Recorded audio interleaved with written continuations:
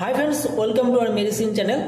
আজকে এমন একটা মেডিসিন সম্পর্কে আলোচনা করব যেটা অ্যালার্জি, অ্যাজমা বা অ্যাস্থেমা এবং যে কোনো স্কিন অ্যালার্জি বা অ্যালার্জি রিলেটেড সমস্যা এবং যে হাঁচো আসছে বা রাইনিটিস যে সমস্যাগুলি রয়েছে সেক্ষেত্রে কিন্তু ডক্টররা প্রেসক্রাইব করে থাকে।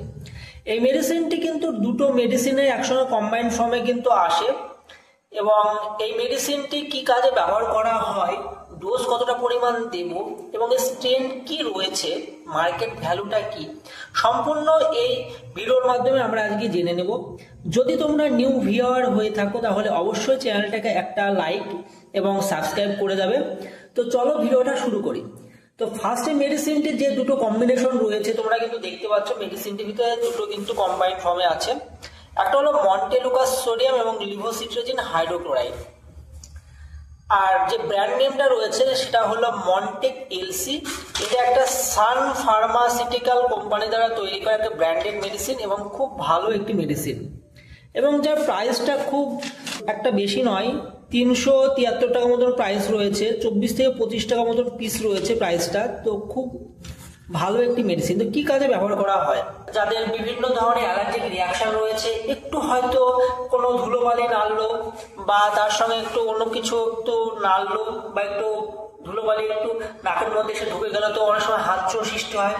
অ্যাজমার সমস্যা আছে, হাঁপানি বা হাঁপিয়ে যাচ্ছে, নাক দিয়ে জল পড়ছে, খুসখুসে কাশি যাদের রয়েছে সমস্যা, অনেকদিন ধরে খুসখুসে কাশি, বিভিন্ন কফ সিরাপ ট্রাই করার পরেও যাদের কমছে না তাদের কিন্তু এই মেডিসিনটা একটি বেস্ট রিলিফ হিসাবে কিন্তু ব্যবহার করা হয়ে থাকে।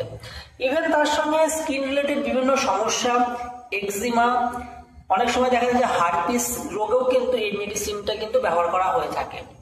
তো হার্পিস কি রোগ এটা জানার জন্য কিন্তু আমার চ্যানেলে কিন্তু অলরেডি একটা সেপারেট ভিডিও তৈরি করা রয়েছে, তোমরা চাইলে কিন্তু সেখান থেকে এটা দেখে নিতে পারো।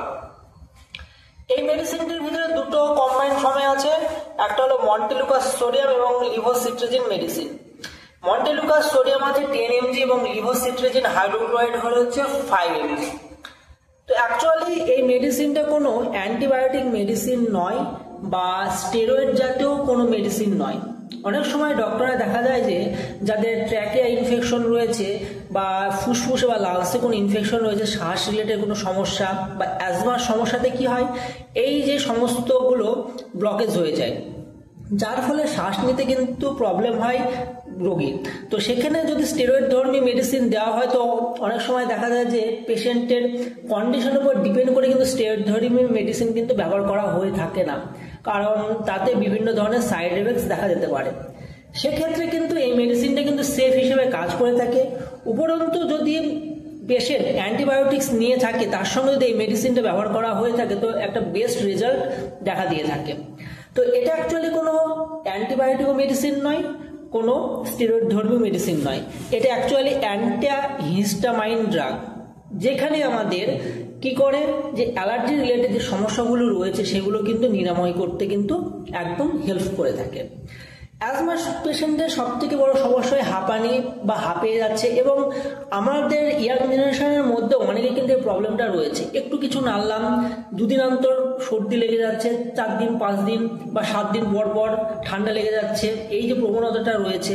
এর সঙ্গে কি হয়, ধুলোবালি যে কোনো পুরাতন জিনিস নাড়লেই হাঁচি হয়ে যাচ্ছে, বুকের মধ্যে সাঁই সাঁই করছে, পরাগরেণু বা যে কোনো ধান গম এই সমস্ত জিনিস নাড়ার ফলে যে অ্যালার্জিক রিয়াকশন হচ্ছে তার ফলে কিন্তু পেশেন্ট হাঁপিয়ে যায়, এবং তার সঙ্গে কিন্তু কি হয় যে কফিং আসে, গলার মধ্যে খুসখুস করছে, কানের মধ্যে চুল করছে, মাথা বেশ ভারী ভারী হয়ে যাচ্ছে, নাক দিয়ে জল পড়ে যাচ্ছে, অনবরত হাঁচো উঠছে। এই সমস্ত সমস্যাগুলি থেকে কিন্তু একটা বেস্ট রিলিফ দিয়ে থাকে।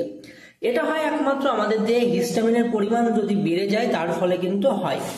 তো এই মেডিসিনটা কিন্তু এগুলো কিন্তু প্রত্যেকটা প্রবলেম কিন্তু সলিউশনে কিন্তু খুব হেল্প করে থাকে। তো মেডিসিনটির ডোজ সম্পর্কে জেনে নেওয়া যাক। তো মেডিসিনটি অ্যাকচুয়ালি অ্যাডাল্ট ব্যক্তিদের ক্ষেত্রে দিনে একটা করে, সিভিয়ারিটির উপর ডিপেন্ড করে থাকে যে ডক্টর কতদিন এটাকে চালাবেন। নর্মালি 5 থেকে 7 দিন যদি মেডিসিনটা নেওয়া হয়ে থাকে তো সেখানে কিন্তু একটা বেস্ট রেজাল্ট দেখা যায়। যদি 5 থেকে 7 দিনে যদি না কমে থাকে কারোর বা কোনো পেশেন্টের যদি খুব সিভিয়ার কোনো সমস্যা থাকে তো সেখানে ডক্টর তাকে 15 থেকে 1 মাস পর্যন্ত বা 15 দিন থেকে 1 মাস পর্যন্ত তাকে নেওয়ার একটা পরামর্শ নিয়ে থাকে। এবং সেই পেশেন্ট যদি ডক্টরের পরামর্শ মতন 15 থেকে 1 মাস বা 15 দিন 1 মাস যদি নিয়ে থাকে, তো সেখানে কিন্তু বেস্ট রেজাল্ট কিন্তু দেখা যায়।